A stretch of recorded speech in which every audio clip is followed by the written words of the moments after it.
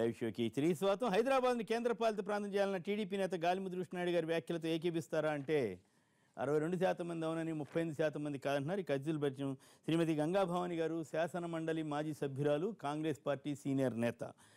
అలాగే శ్రీ రామకోటయ్య గారు Bharatiya Janata party AP senior నేత, ఆ పార్టీ రాష్ట్ర ఆర్థిక కమిటీ కన్వీనర్. శ్రీ పూల రవీంద్ర గారు శాసన మండలి సభ్యులు, టీఆర్ఎస్ సీనియర్ నేత, ఉపాధ్యాయ సంఘ నేత కూడా. శ్రీ పద్మరాజు గారు టీడీపీ సీనియర్ నేత, ఆ శాసన మండలిలో విప్పుగా పనిచేసినటువంటి ప్రముఖులు. ఇక ముందుగా అద్వానీ దేశ రాజకీయాల్లోనే ఒక చాలా సీనియర్ నేత, చాలా పరిణితి కలిగిన నేత. ఆయన ఒక సంచలన వ్యాఖ్య చేశారు. ఎమర్జెన్సీ వచ్చే ప్రమాదం కనపడుతోంది, ఇక్కడ మన దేశ రాజకీయ నాయకుల్లో నిబద్ధత కొరవడుతోంది, ప్రజాస్వామ్య వ్యవస్థకు ఉండవలసినటువంటి లక్షణాల్లో కొన్ని దెబ్బతింటున్నాయనేటువంటి చేసిన వాదన. ఈ పరిణామాలు దేశవ్యాప్తంగా ఉన్న పరిస్థితులు, ప్రత్యేకించి మన రాష్ట్రాల్లో కూడా, తెలుగు రాష్ట్రాల్లో కూడా దీనికి సంబంధించిన అట్లాంటి పరిస్థితులు ఉన్నాయా, లేదు మోడీని ఉద్దేశించి అన్నారా, లేదా ఆయా సందర్భాల్లో వచ్చినటువంటి పరిణామాలు, వీటిపై ముందుగా మిత్రపక్షమైన రుద్రరాజు గారు ఏమంటారో విందాం. లాల్ కృష్ణ అద్వానీ గారి యొక్క ప్రకటన మరి కొంచెం ఆలోచించే విధంగానే అనిపిస్తుంది. ముఖ్యంగా చూసినట్లయితే అద్వానీ గారి ఈ మధ్యకాలంలో చాలా కాలం నుంచి మరి మోడీ గారి మీద ఒక విధమైనటువంటి వ్యతిరేక భావం ఉందా, లేకపోతే ఆయన మీద ద్వేషం ఉందా అని నేను చెప్పను, కానీ కొంత అసంతృప్తి అనేటువంటిది ఉన్నట్టుగా మనకి విదితమవుతుంది. ముఖ్యంగా చూసినట్లయితే నేను ఇండియన్ ఎక్స్ప్రెస్కి ఇచ్చినటువంటి ఇంటర్వ్యూలో ఆయన చెప్పినటువంటి విషయాలకు ఒక్కసారి మనం విశ్లేషణ చేసినట్లయితే, ఆయన మరి అంతర్లీనంగా మోడీ గారి మీద ఈ విధమైనటువంటి వ్యాఖ్యలు చేశారా అనేటువంటి అనుమానానికి తావిచ్చేటువంటి విధంగా ఉన్నాయి. లేకపోతే ఆయన కొంచెం వయసు మీరుని రీఛార్జ్ చేశారా అనేటువంటిది కూడా చేసినటువంటి రీఛార్జ్ మీద చేశారా అనేటువంటి అనుమానం నాకైతే ఉంది. ముఖ్యంగా చూసినట్లయితే ఈ మధ్యకాలంలో చూసినట్లయితే ఇటు సుష్మా స్వరాజ్ గారి మీద వచ్చినటువంటి లలిత్ మోడీ కేసు విషయంలో కానీ, లేకపోతే రాజస్థాన్ ముఖ్యమంత్రిగా ఉన్నటువంటి ఆమె వసుంధరా రాజే ఉన్నటువంటి వీరిద్దరూ కూడా అద్వానీ గారికి అత్యంత సన్నిహితమైనటువంటి వ్యక్తులు. వీరి మీద వచ్చేటువంటి ఈ వ్యవహారాల్లో మోడీ గారు ఏ విధంగానూ కూడా మరి కలిగించుకోవట్లేదు అనేటువంటిది ఒక దుగ్ధ మాత్రం కూడా మనసులో ఉందేమో అనేటువంటి భావన ఇవన్నీ చూస్తూ, అదేవిధంగా ఢిల్లీకి సంబంధించినటువంటి విషయాల్లో కూడా ఆయన కొంచెం అసంతృప్తి ఉన్నట్టుగా కనిపిస్తూ ఉంది. ఏది ఏమైనప్పటికీ కూడా అద్వానీ అనేటువంటి వ్యక్తి బాగా చాలా పరిణితి చెందినటువంటి రాజకీయ నాయకుడు, చాలా సుదీర్ఘమైనటువంటి రాజకీయ అనుభవం కలిగినటువంటి వ్యక్తి. కానీ ఆ వ్యాఖ్యలు చేయడంలో అంతర్లీనంగా కాస్త కొంచెం అసంతృప్తి ఉందనేటువంటి భావనగా కనిపిస్తూ ఉంది. ఏది ఏమైనప్పటికీ కూడా మోడీ గారు చేసేటువంటి ఇక్కడ కూడా చూసినట్లయితే మనం చూస్తూ ఉన్నాం కదా, ఈ ట్యాపింగ్ విషయాల్లో కానీ, లేకపోతే ఈ వ్యవహారాలన్నీ కూడా ఇప్పుడు ఉమ్మడి రాజధానిగా ఉన్నటువంటి ఈ ప్రాంతంలో ఫోన్ ట్యాపింగ్ విషయంలో చూసినప్పుడు కానీ, లేకపోతే వాళ్ళు ప్రవర్తించేటువంటి తీరును చూసినప్పుడు కూడా ఇక్కడ కూడా అదే విధమైనటువంటిది కొంత వ్యత్యాసం. చంద్రబాబు నాయుడు గారి ఇంటికి పర్మిషన్ 45 రోజులు అయినప్పటికీ కూడా మాజీ ముఖ్యమంత్రిగా 10 సంవత్సరాలు, రాష్ట్ర ముఖ్యమంత్రిగా సమైక్య రాష్ట్రంలో 9 సంవత్సరాలు చేసి ఉండొచ్చు, ఇంకో సంవత్సరం ఇప్పుడు చేశారు ఆంధ్రప్రదేశ్కి సంబంధించి. ఈ 10 సంవత్సరాలు సుదీర్ఘ అనుభవం కలిగినటువంటి ఒక చంద్రబాబు నాయుడు గారు, మరి ముఖ్యంగా హైదరాబాద్ నగరాన్ని ఒక తీర్చిదిద్దినటువంటి ఒక నాయకుడిగా తన సొంత ఇంటికి సంబంధించి 45 రోజులలో మరి ఇచ్చినప్పుడు ఏదైనా చిన్న ఉన్నట్లయితే ముందే రెక్టిఫై చేసుకోవాలి, ఎంత జాప్యం చేయాల్సినటువంటి ఆవశ్యకత లేదు. సాధారణంగా మనం ప్లాన్ సబ్మిట్ చేసినప్పుడు ఎక్కడైనా సంబంధితమైనటువంటి ప్లానర్ ఎక్కడైనా చిన్నటువంటి తప్పులు చేసినప్పుడు కూడా ఇమీడియట్గా రెక్టిఫై చేసుకుని త్వరితగతిని వేగవంతంగా ఇవ్వాల్సినటువంటి ఒక జిహెచ్ఎంసీ అంటే ఇక్కడ కక్ష సాధించాలనేటువంటి వ్యవహారంలో ఉంది తప్ప, ఒక సయోధ్యగా, ఒక తెలుగు వారిగా సోదర భావంగా ముందుకు వెళ్ళాలి, ప్రగతి పదంలో ముందుకు వెళ్ళాలి, అభివృద్ధికి మనం ఒక విధమైనటువంటి కాంపిటీషన్ తీసుకోవాలి తప్ప ఈ విధమైనటువంటి కక్ష సాధించేటువంటి విషయాల్లో మరి ఎక్కువ ఉత్సాహం చూపిస్తూ ఉన్నారు. కానీ మనం ఐక్యంగా ఉండాలి, మన తెలుగు వారు మన అందరం కలిసిమెలిసి ముందుగా ఉండాలి, దేశంలోనే మన అగ్రగామిగా ఉండాలనేటువంటి ఆలోచన కొంచెం క్షీణిస్తుంది అనేటువంటి భావన కలిగిస్తుంది. ఏదేమైనా ఇక్కడ కూడా అదే విధమైనటువంటి వ్యవహారాలు కనిపిస్తూ ఉన్నాయి. కాబట్టి ఇప్పటికైనా ఇవన్నీ కూడా చాలించి రాబోయేటువంటి రోజుల్లో అయినా ఈ విధమైనటువంటి ఒక సుహృద్భావ వాతావరణాన్ని, ఒక శాంతియుత వాతావరణాన్ని, మనం అందరం కూడా స్నేహితులు, అన్నదమ్ములు అనేటువంటి భావన కలిగించకపోతే రాబోయేటువంటి రోజుల్లో యావత్ భారతదేశంలో ఈ మధ్య ఇటు ఆంధ్రప్రదేశ్లో కానీ, ఇటు తెలంగాణలో పరిస్థితులు కేవలం టీఆర్ఎస్ఏ కారణమా, ఈ మిగతా పార్టీలు కూడా కారణమా? అంటే దానికి సయోధ్యగా ఉన్నటువంటి పార్టీలు ఈ మధ్య చూసాం, శత్రువుకి శత్రువు మిత్రుడు అన్నట్టుగా మరి వైఎస్ఆర్సీపీ వాళ్ళు కూడా దీనికి వెనకాల అగ్నికి అజ్యం పోసినట్లు యాడ్ ఫ్యూయల్ టు ఫైర్, అగ్నికి సంబంధం లేదు. వాళ్ళు కూడా దీన్ని ఆంధ్రప్రదేశ్ యొక్క అభివృద్ధి విమర్శించడం, ఆ గొడవలు నడిచి కేంద్రం కూడా ఫైర్ అయింది అంటున్నారు. ఇప్పుడు నేను చూశాను, ఇది వాళ్ళ పేపర్లో కూడా చూశాను. ఈ మధ్యకాలంలో చూసినట్లయితే నేను అనేక సందర్భాల్లో చూశాను. నేను ఇదివరకు వేరే చోట నేను ప్రాతినిధ్యం వహించినప్పుడు కూడా నేను అనేక సందర్భాల్లో చెప్పాను. గవర్నర్ గారికి ఒక గురుతరమైనటువంటి బాధ్యత ఉంది. ఒక 2 రాష్ట్రాలు నూతనంగా ఏర్పడిన ఆ చర్చలోకి వెళ్ళొద్దాం, ఇంతవరకు అయిన తర్వాత వెళ్ళొద్దాం పరిస్థితి మీద. అంటే అక్కడ మంత్రివర్గానికి సంబంధించిన ఒక 5-6 మంత్రులు చేసుకున్నారు కదా, పదాన్ని విత్డ్రా చేసుకోవడం కొంత మంచి, బాధపడితే విత్డ్రా చేసుకున్నాను ఆ ఉద్దేశంతో మాత్రం అచ్చెన్నాయుడు గారు కానీ మిగిలినటువంటి వారు కానీ ఆ పత్రికా సమావేశంలో ఆ గంగిరెద్దు అనేటువంటి మాటలు ఎందుకు ఏ సందర్భంలో మాట్లాడారంటే, ప్రతి విషయానికి చంద్రశేఖరరావు గారు ఏది చెప్తే దానికి తల ఊపేటువంటి ప్రక్రియలో ఉన్నాడు కాబట్టి గంగిరెద్దు అనేటువంటి సందర్భంతో చెప్పారు, కానీ ఆయన్ని కించపరచాలనేటువంటి ఉద్దేశం కాదు అనేటువంటిది ఖచ్చితంగా తేటతెల్లగా అవుతుంది. అచ్చెన్నాయుడు గారు కూడా చాలా సాధు స్వభావం కలిగినటువంటి వ్యక్తి, అనవసరంగా మాట్లాడేటువంటి వ్యక్తి కాదు. ఇటువంటి వ్యాఖ్యలు చేసి ఆయన మనసు నొప్పించాలనేటువంటి ఉద్దేశంతో చేసినటువంటి కావు. అది ఆ సందర్భాన్ని దృష్టిలో ఉంచుకొని జనరల్గా ఏమవుతుందంటే గంగిరెద్దు కాదు కదా, ఇప్పుడు ఎమర్జెన్సీ గురించి వచ్చాయి. తెలంగాణలో ఎమర్జెన్సీ పరిస్థితులు ఉన్నాయని తెలుగుదేశం నాయకుడు అంటున్నారు. వాళ్లకు ఆ విధంగా కనిపిస్తుంది. ఇంకా మేము ఉమ్మడి రాష్ట్ర ముఖ్యమంత్రి అని చెప్పి చంద్రబాబు నాయుడు గారు అనుకుంటే, టీడీపీ పార్టీ అనుకుంటే, మీరు ఇంకా భ్రమ నుండి బయటికి రాలే. 2 రాష్ట్రాలు ఏర్పడ్డాయి, తెలంగాణకు ఒక ముఖ్యమంత్రి ఉన్నాడు, తెలంగాణ ప్రభుత్వం ఉంది.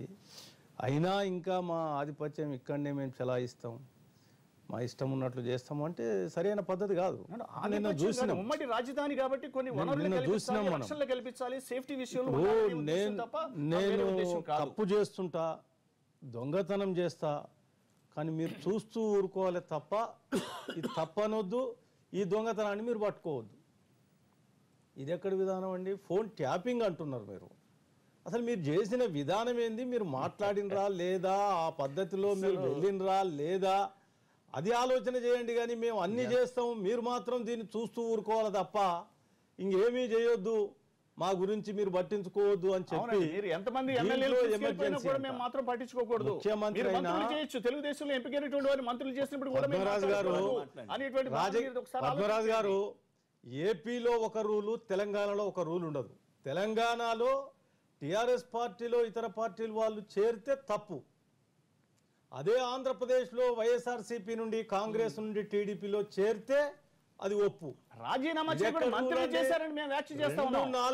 ధోరణి మీరు మార్చుకోవాలి.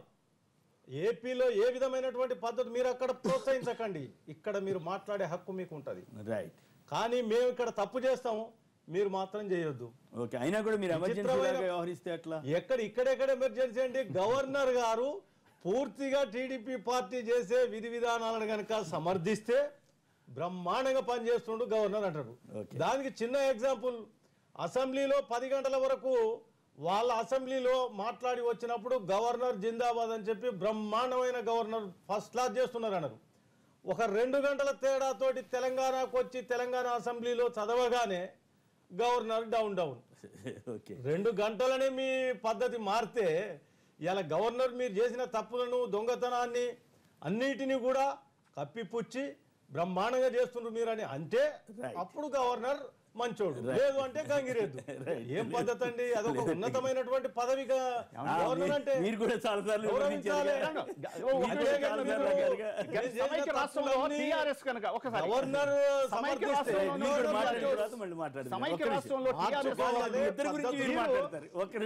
మీరంతా గవర్నర్ గారి మీద దూసుకు వెళ్లి చించి ఆయన ముఖాన్ని కొట్టినటువంటి తెలంగాణ రాష్ట్ర ఉద్యమంలో అన్ని పార్టీలు కలిసి వచ్చినాయి. పద్మనాథ్ గారు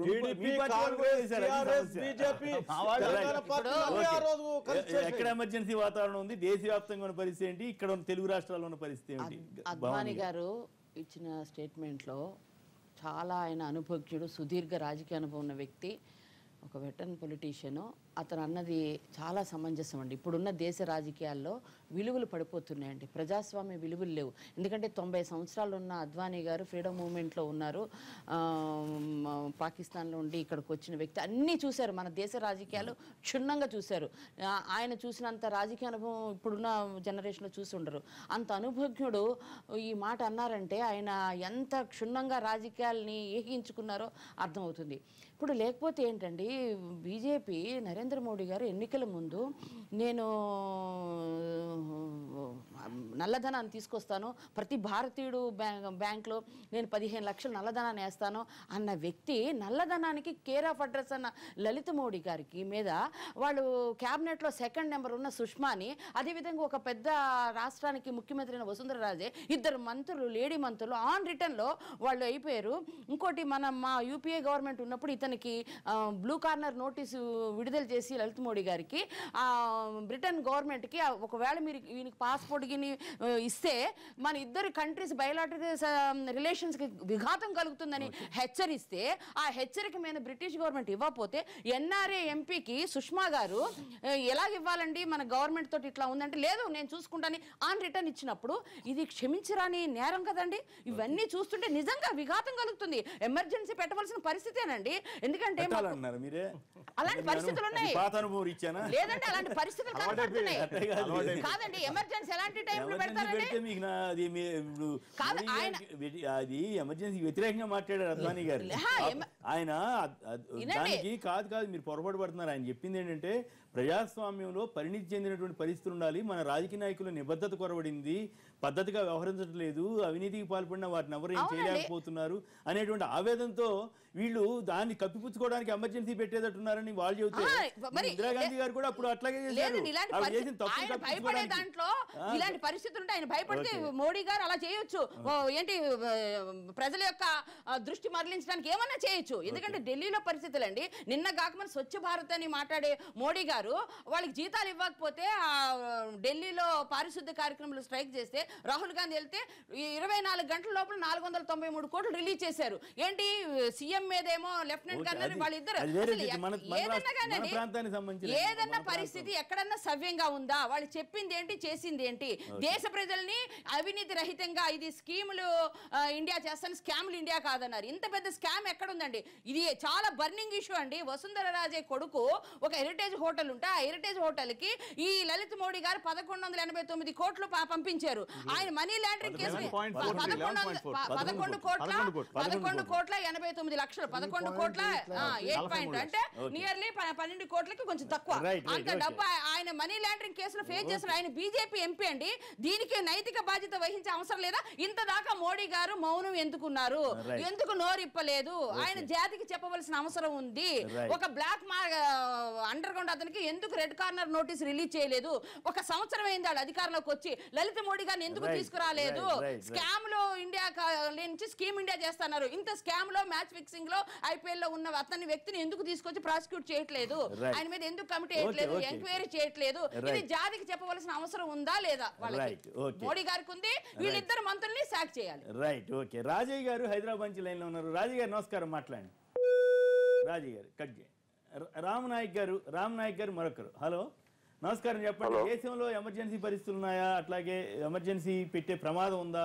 అట్లాగే ఇక్కడ తెలంగాణ ఏపీలో పరిస్థితులు ఎట్లా ఉన్నాయి అనుకుంటున్నారు? సార్ నమస్తే సార్, మీ ఆడియో డిస్టర్బెన్స్ వస్తుంది. మీరు ఏం మాట్లాడాలి నాకు ఫస్ట్ ఒకసారి రిపీట్ చేయండి సార్ మళ్ళీ. అట్లాగా మీరు చెప్పండి, మీరు చర్చను ఫాలో అవుతుంటే మీరు చెప్పండి. చూస్తున్నాను సార్ నేను. అద్వానీ గారు ఎమర్జెన్సీ మీద అన్నారు, ఇక్కడ తెలంగాణలో కూడా అదే పరిస్థితి ఉంది తెలుగుదేశం నాయకులు అంటున్నారు, మీరేమంటారు? సార్ ఎమర్జెన్సీ అనేది నరేంద్ర మోడీ అయితే ప్రస్తుతానికి పెట్టాల్సిన అవసరం లేదు. ఆల్రెడీ నడుపుతుంది అదే కాబట్టి కొత్తగా పెట్టేది ఏం లేదు. ఆయన నడుపుతున్నది అదే. ఎందుకంటే ఆయన ఇష్టం వచ్చినట్టు నడుపుతున్నాడు కాబట్టి అది ఆల్మోస్ట్ ఈ ప్రజాస్వామ్యం కానీ ఇలాంటి ఏమీ అవసరం లేదు ఆయనకి. ఇక్కడ కేసీఆర్ గారికి చంద్రబాబు నాయుడుకి ఉన్న ఇష్యూ వచ్చేటప్పటికి తెలంగాణ విషయంలో వచ్చేటప్పటికి చంద్రబాబు నాయుడు గారికి సంబంధించిన తెలుగుదేశం పార్టీ వాళ్ళ వరకే ఎమర్జెన్సీ టైపు రాజకీయం నడుస్తుంది. మిగతా వాళ్ళతో కొద్దిగా ఫ్రీగానే ఉంటున్నాడు ఆయన. కాంగ్రెస్ వాళ్ళతో కానీ లేకపోతే బీజేపీ వాళ్ళతో కానీ మన హైదరాబాద్ లో ఉన్న మజ్లిస్ పార్టీతో కానీ కొద్దిగా ఇదిగానే ఉంటున్నాడు. కాబట్టి ఒక్క టీడీపీకి సంబంధించిన పాత్ర వాళ్ళ పార్టీ వరకే ఎమర్జెన్సీ టైప్ నడుస్తుందని అనుకుంటున్నాం సార్, మా ఉద్దేశం అయితే. రైట్, ఓకే, ధన్యవాదాలండి. రాజయ్య గారు మరొకరు. హలో, రాజయ్య గారు నమస్కారం, మాట్లాడండి. హలో, రైట్, చెప్పండి సమాధానం. ఈ దేశ రాజకీయాల్లో ఎమర్జెన్సీ పెట్టాల్సిన పరిస్థితి పెట్టే ప్రమాదం ఉందని అద్వానీ గారు లాంటి వారు హెచ్చరిస్తారంటే అది మోడీ గారికి వార్నింగా లేకపోతే దేశానికి హెచ్చరిక? ఏదైనా ఒక సందర్భం వచ్చినప్పుడు ఆ సందర్భానికి సంబంధించిన ఒక వ్యాఖ్య చేయాలని మన ఈ ఇండియన్ ఎక్స్ప్రెస్ వాళ్ళు కనుక వెళ్ళినప్పుడు ఉన్నటువంటి పరిస్థితులను ఆయన ఆక్రమింపు చేసుకుని దానికి ఆవేశమవ్వాలి. కాంగ్రెస్ పార్టీలో ఉన్నటువంటి ఇందిరాగాంధీ చేసినటువంటి అనైతికమైన చర్య ఇవాళ మన కాంగ్రెస్ వాళ్ళు మాట్లాడుతున్నారు. వీళ్ళకి దరిదాపుగా ఫినాయిల్ కాదు, దరిదాపుగా వేసి వీళ్ళందరూ శుభ్రంగా కడగాలి. వీళ్ళకి వీళ్ళకి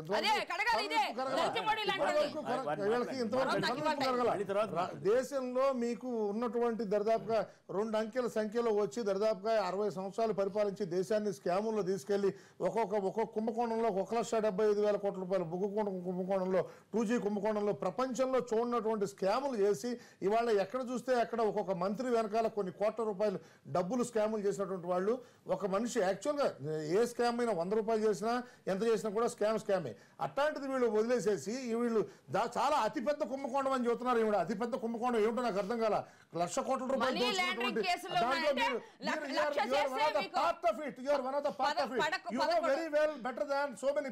మీరు వెనకాల నుండి నడిపించారా లేకపోతే మీరు కూడా దాంట్లో పాత్రదారులుగా ఉన్నారో నాకు తెలియదు. మీరు ఆ రోజున శాసన పరిషత్లో ఉన్నప్పుడు మీరు ఏం చేశారు? 1,00,000 కోట్ల రూపాయల స్కామ్ జరిగినప్పుడు మీరు చేసిన పని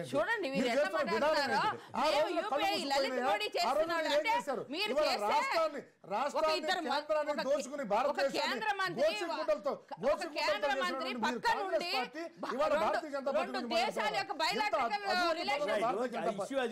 అభివృద్ధి పదంలో భారతీయ జనతా పార్టీ ప్రజల్ని మమేకం చేసి ప్రజల్ని దీన్ని తీసుకెళ్లి ముందు తీసుకెళ్తుంటే మీకు ఆలోచన రాహిత్యంగా ఏదో ఒక సంఘటన జరిగితే స్కామ్ జరిగింది. రాహుల్ గాంధీకి అసలు మనసు ఉందా? మీకు ఒక ఆలోచన సరళ ఉందా? ఏదో 493 కోట్లు ఆయన జేబులో డబ్బులు తీసి ఇచ్చాడా?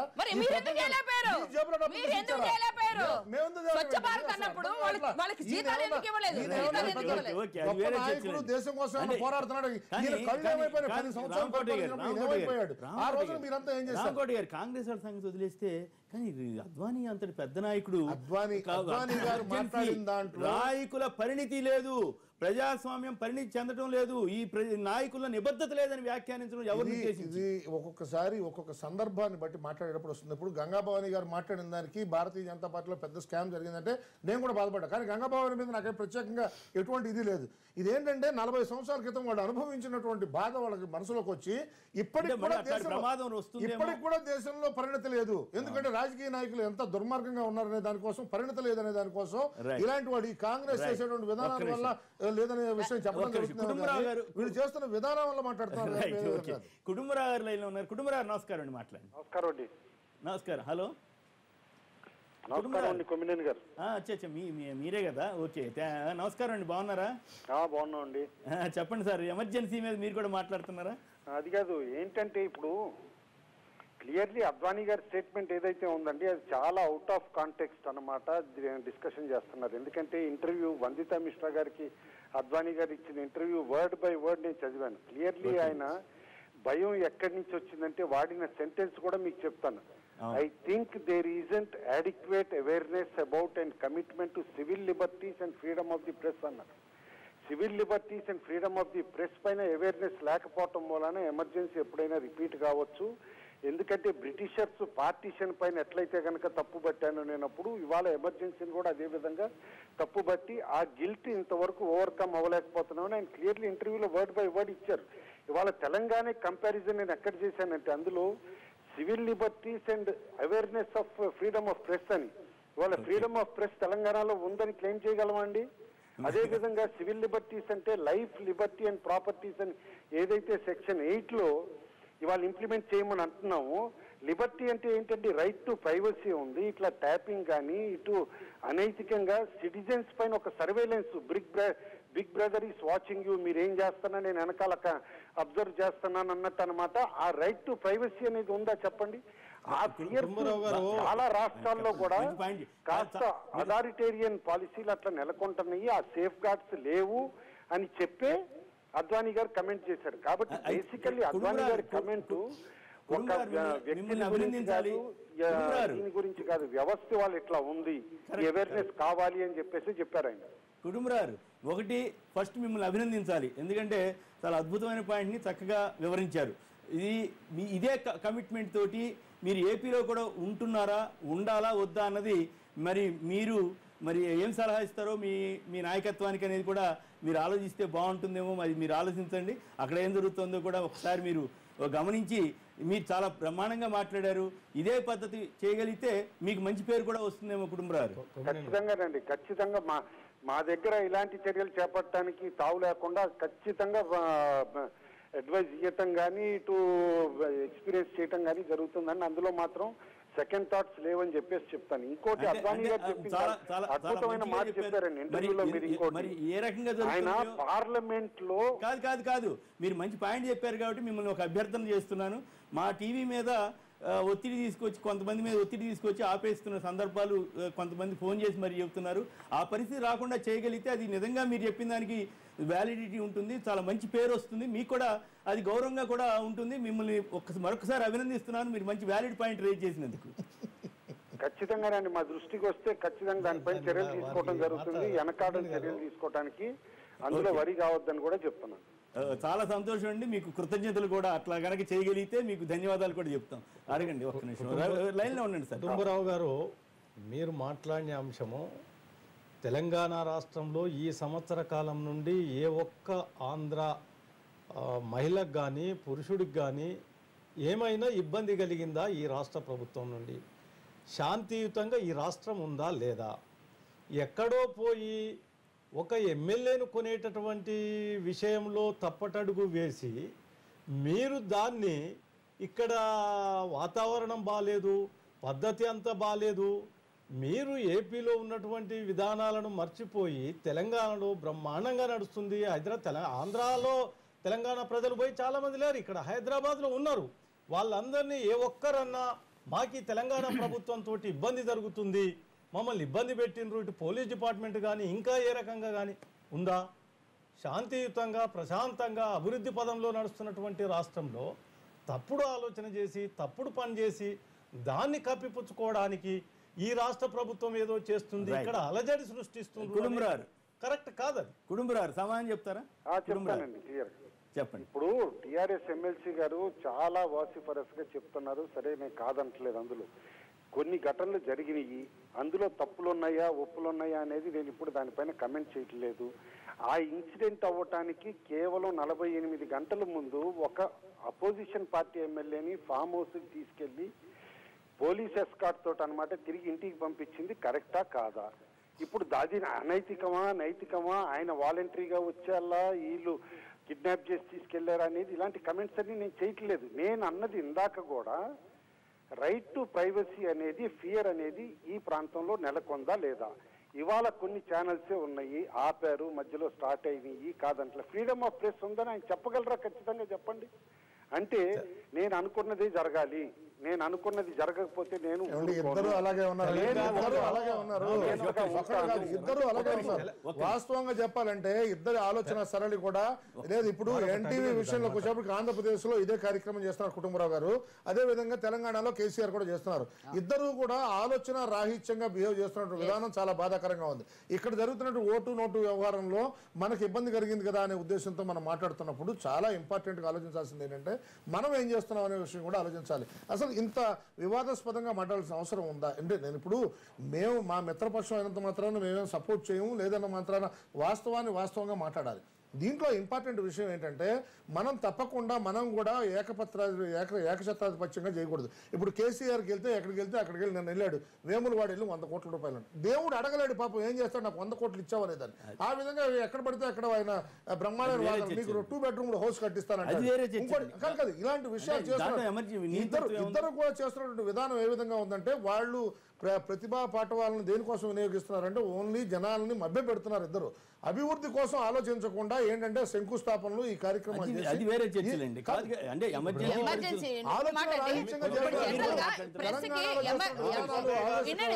ఇప్పుడు ఎమర్జెన్సీ వాతావరణం అంటే ఒక ప్రెస్ ని నోరు మూయొచ్చండి. ఫ్రీడమ్ మూవ్మెంట్ లో బ్రిటిష్ వాళ్ళు కూడా సాహసం చేయలేదు, వాళ్ళ వాయిస్ అండి. ఇప్పుడు మాకు ఈ విషయాలన్నీ ఎలా తెలుస్తున్నాయి? మీ మీడియా వల్లే కదా తెలిసింది, అవేర్నెస్ తీసుకొస్తున్నారు ప్రజలు. అలాంటి వాటి నోరు గాంధీ గారు కూడా ఎమర్జెన్సీ టైంలో చాలా పత్రికలు ఏదన్నా కానీ మంచిది కాదు కదా. ఎవరు చేసినా ఏం చేసినా మీరు చేసినా కానీ కాబట్టి ఇప్పుడున్న వాతావరణంలో వాళ్ళు నిజంగానే ఈ రెండు పార్టీలండి కేవలం ఒక ఎమ్మెల్సీ కోసం ఇంత రద్దాంతం చేసి అడ్మినిస్ట్రేషన్ పరిపాలన పక్కన పెట్టేసి ఎమ్మెల్సీ ఇద్దరి ఒక రెండు ముఖ్యమంత్రులు ఇద్దరిది తప్పేనండి. దొందే బొంగొట్ల అన్నం తింటూ ఎంట్రుకలు ఏరుకున్నట్టు ఉంది వీళ్ళ వ్యవస్థ. నువ్వు మంచి అంటే నువ్వు మంచి అంటున్నారు. ఎవరు మంచి అండి? వాళ్ళు శ్రీనివాస యాదవ్ తీసుకుంటామో ఇక్కడ వీళ్ళు ఆళ్ళు కొడుకుంటాం. ఇదేంటి ప్రజాస్వామ్యాన్ని కూని చేయట్లేదా వీళ్ళు? ఒక ఎమ్మెల్సీ లేకపోతే వీళ్ళిద్దరికి నష్టం ఏంటండి? ప్రజలు ఎంత అల్లాడుతున్నారండి. ఏ ఒక్కరిని కూడా ఇప్పటికి వచ్చినటువంటి ఎమ్మెల్యేలు గానీ ఇతర పార్టీ తెలంగాణలో ప్రెస్ ఫ్రీడమ్ ఉందా అని వైనాట్ అందరికి ఉంది. ఏ ఒక్కరో మీరు తప్పుడు ప్రచారం చేసి తప్పుడు మాటలు అన్నారు కాబట్టి దాని మీద కొంతకాలం జరిగింది. ఆ తర్వాత వదిలేసిండ్రు. ఎన్ని ఇప్పుడు ఉన్నటువంటి టీవీలు ఏంటండి అంటే భయపెట్టారా? ఎన్ని పత్రికలు ఎంత మంది మీద ఇది చేసిండ్రు చెప్పండి. కావాలని ప్రభుత్వం మీద అదే ఆంధ్రప్రదేశ్ లో గానీ తెలంగాణలో గానీ కొన్ని పత్రికలు కొంత ఎలక్ట్రానిక్ మీడియా తప్పుడు ప్రచారం చేయొద్దు. ఏ పార్టీ అయినా చేస్తున్న డెవలప్మెంట్ చేయండి, సద్విమర్శ చేయండి. ప్రభుత్వాలు తప్పు ఎన్ని టీవీలు ఉన్నాయి తెలంగాణ, ఎన్ని టీవీల మీద జరిగినాయి? కుటుంబరారు బీజేపీ చెబుతున్నారు 2 చోట్ల ఇట్లా జరుగుతుంది, ఇది మంచి పద్ధతి కాదంటున్నారు. దానికి ఏమంటారు? ఇప్పుడు అద్వానీ గారి ఇంటర్వ్యూ బ్యాక్గ్రౌండ్ తోటి ఈ 2 చోట్ల జరగటం కాదు, ఎక్కడ ఏ రాష్ట్రంలో ఈ భారతదేశంలో ఎక్కడ జరిగినా కూడా తప్పని అంటాను కానీ అది ఒప్పని నేను ఎప్పుడు అన్నండి. ఎందుకంటే అద్వానీ గారి ఇంటర్వ్యూలో ఇంకో మాట కూడా ఉంది. ఎందుకు ఫెయిత్ లేదు ఈ డెమోక్రసీ పైన అంటే కూడా ఆయన కమియోంకే కారణ్ విశ్వాస్ నహీ హోతా అన్నారు. అంటే I don't have faith because of it's weaknesses అని. అంటే ఏ సిస్టమ్ కైనా కూడా కొన్ని వీక్నెసెస్ ఉంటాయి, ఆ వీక్నెసెస్ వలన నాకు కాన్ఫిడెన్స్ లేదు అని అన్నారు. కానీ ఆయన ఎక్కడ దీంతో మోడీకి ఆపాదించడం కానీ వేరే లీడర్షిప్ కానీ, ఎందుకంటే క్లియర్ గా చాలా కేర్ఫుల్ గా వర్డ్ టు వర్డ్ చదివితే కనుక, ఎందుకంటే జన్సంగ్ హిస్టరీ రాసేటప్పుడు ఎక్కడ లీడర్స్ కాంప్రమైజ్ అయ్యారు, ఏ లీడర్స్ కాంప్రమైజ్ అయితే పోస్ట్ రావచ్చు, నేను కాంప్రమైజ్ కాకపోవటం వలన ఏ విధంగా ఉన్నాను అనేది కూడా ఆయన ఎక్స్ప్లెయిన్ చేశారు. రైట్ ఫ్రమ్ బ్రిటిష్ టైం దగ్గర నుంచి ఇక్కడ మన డెమోక్రసీని ఎక్స్ప్లెయిన్ చేస్తా ఆయన చేసిన కమెంట్స్ అందులో బిగ్గెస్ట్ ఫ్యాక్టర్ ఇది ఆయన చెప్పింది. అందుకని చెప్పి నేను అనమాట అందుకే సార్ మిమ్మల్ని నేను ప్రత్యేకించి అభినందించాను కూడా. ఆయన అద్వానీ గారు రేజ్ చేసిన మౌలికమైనటువంటి స్వేచ్ఛ స్వాతంత్రాల గురించి దేశవ్యాప్తంగా ఉన్న పరిస్థితుల మీద ఆయన చాలా ఆవేదన చెందుతున్నారు. అలాంటి సందర్భం ఇక్కడ తెలంగాణలో ఉన్నాయి, అట్లాగే ఏపీలో కూడా ఏర్పడుతోంది. బహుశా గతంలో ఎప్పుడు ఈ టీడీపీకి ఇట్లాంటి విమర్శ వచ్చే అవకాశం లేని సందర్భం చూసాం. కానీ మొట్టమొదటిసారిగా ఇట్లాంటి విమర్శల్లోకి వెళ్లకుండా ఉంటే మంచిదని వీరు మన బీజేపీ నాయకుడే చెప్తున్నారు. రామకోటయ్య గారు అంటున్నారు. రాకుండానే చూసుకుంటామండి, ఎందుకంటే మా దగ్గర ఉన్న చూసుకోవటం లేదండి, చెయ్యాలండి, అడ్వైస్ చేయండి ప్రాపర్ గా. ఇప్పుడు ఇంత మంచి మీరు ఇంత మేధావి అయి ఉండి చాలా ఇంపార్టెంట్. ఎందుకంటే అసలు ఎన్టీవీ రాకుండా గ్రామాల్లో అడ్డుకోవటం ఏంటండి? It is very wrong. We are not accepting this. అవతల వాళ్ళు చేసింది మేము కూడా చేస్తామంటే మన గొప్పతనం ఏముంది? వాళ్ళు చేసిన తప్పులే మేము చేస్తున్నాం. ఇక్కడ ఏబిఎన్ లేదు, తప్పు కదండి. ఏదన్నా వాళ్ళ వాయిస్ వినిపించాలి కదండి. ప్రెస్ వాయిస్ మీరు అనగదొక్కాలనుకుంటే ఎప్పుడైతే ఉక్కుపాదం మోతారో ఎమర్జెన్సీ ఇష్యూస్ వస్తాయి. చాలా పద్ధతి సార్, అందరూ మిమ్మల్ని అభినందిస్తున్నారు కుటుంబరారు ఈ విషయంలో. ఈ విషయంలో మీరు చొరవ తీసుకోగలిగితే ఇంకా మీకు కానీ మీ ప్రభుత్వానికి కానీ మంచి పేరు వచ్చే అవకాశం ఉంది. ఏదో కొన్ని సందర్భాల్లో జరుగుతూనే ఉంటాయి, అటో ఇటో కొన్ని పొరపాట్లు జరగవచ్చు, ఏదైనా జరగవచ్చు. కానీ సర్దుపోవటం ఉండటమే ప్రజాస్వామ్యంలో ఉన్నటువంటి గొప్ప లక్షణం. ఆ విషయంలో మీరు తీసుకున్న చొరవని మరొకసారి అభినందిస్తున్నది. ఫైనల్ గా మీరు ఏమైనా చెప్పదలిస్తే చెప్పండి కుటుంబరారు. రైట్. హైదరాబాద్ను కేంద్రపాలిత ప్రాంతం చేయాలన్న ఈ గాలిముద్ర కృష్ణారెడ్డి గారు టీడీపీ సీనియర్ నేత, శాసనమండలి సభ్యులు వారి వ్యాఖ్యలతో ఏకీపిస్తారా అంటే 72% మంది అవునని, 28% మంది కాదంటున్నారు. ఇప్పుడు చిన్న విరామం తర్వాత లైవ్ షో కొనసాగుతుంది.